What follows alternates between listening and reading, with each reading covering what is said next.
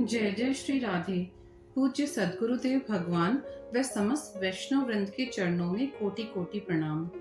आज श्री जी की कृपा से उनके तोते श्री सुखदेव जी की कथा श्रवण करेंगे। एक बार गोलोक वृंदावन में श्री राधा रानी ने अपने तोते से कहा कि तुम पृथ्वी पर जाओ और भागवत धर्म का गान करो। उनकी आज्ञा से शुक ने अमरनाथ में एक गुफा के अंदर रहते हुए दो पक्षी के अंडे के रूप में जन्म लिया, किंतु बहुत तेज ठंड के कारण वह अंडा निष्प्राण हो गया। वहां एक बार माता पार्वती ने महादेव से अमर कथा सुनाने की हट की, तो महादेव ने कहा कि यह बहुत ही गोपनीय कथा है जिसके सुनने से जीव अमर हो जाता है। मैं कथा कहता हूँ, तुम हाँ हाँ करती रहना। पार्वती जी ने वैसा ही किया। वह कथा सुनती रही और हाँ हाँ करती रही। वहीं तोते का मरा हुआ अंडा पड़ा था।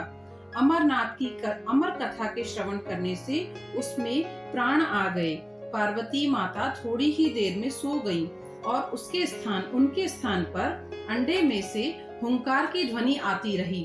कथा पूर्ण होने पर जब महादेव जी ने देखा कि पार्वती जी सो गई थी और ये तोता अमर हो गया, तो भोले बाबा उसे मारने उसके पीछे दौड़े। तोता अमरनाथ की गुफा से उड़ता हुआ बद्रीनाथ पहुंचा और भगवान शिव के भय से वहां सो रही व्यास मुनि की पत्नी के मुख में प्रवेश कर गर्भ में जा बैठा।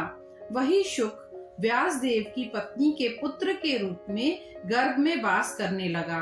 गर्भ में ही बालक ने वेद वेदांत पुराणों का अध्ययन कर लिया। 12 वर्ष बीत गए, पुत्र बाहर नहीं आया।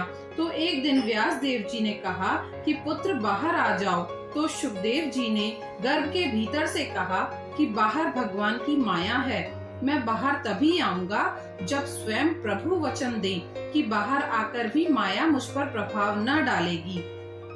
स्वयं भगवान ने वचन दिया कि मेरी माया तुम पर प्रभाव नहीं डालेगी। तब 12 वर्ष पश्चात सुखदेव जी गर्भ से बाहर निकले और निकलते ही वन में भाग गए। वेद व्यास जी अपने पुत्र के पीछे दौड़े। वहीं कुछ स्त्रियां स्नान कर रही थी। व्यास जी को देखकर उन्होंने वस्त्र पहन लिए। तो उन्होंने पूछा कि मेरा युवा पुत्र को देखकर तुमने वस्त्र धारण नहीं किए?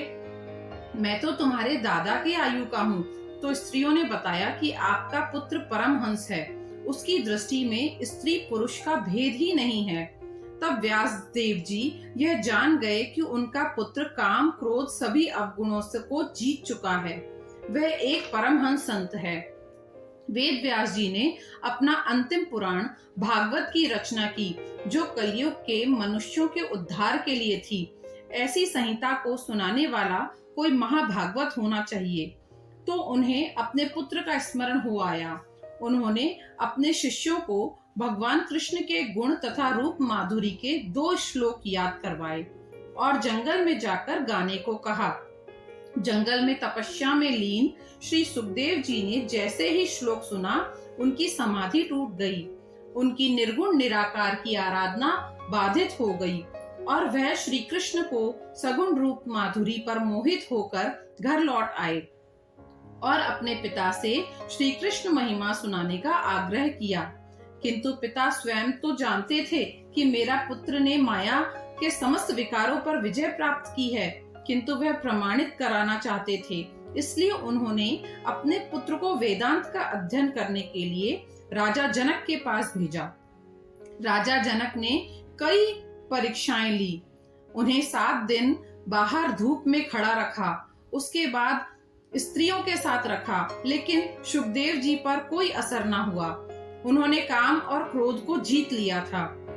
फिर वेद व्यास जी ने सुखदेव जी को भागवत कथा सुनाई और जब राजा परीक्षित, जो कि वीर अभिमन्यु के पुत्र और अर्जुन के पौत्र थे, उनको 7 दिन में तक्षक नाग के डसने का श्राप मिला, तो यह कथा श्री सुखदेव जी ने राजा परीक्षित को सुनाई।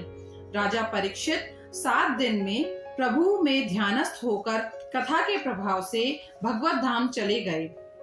इस प्रकार सुखदेव जी ने यह भागवत ग्रंथ, जिसमें भगवान की लीला कथाएं हैं, इसका प्रचार कर श्री राधा रानी की आज्ञा का पालन किया और कलयुग के जीवों की 7 दिन में मुक्ति का मार्ग प्रशस्त किया।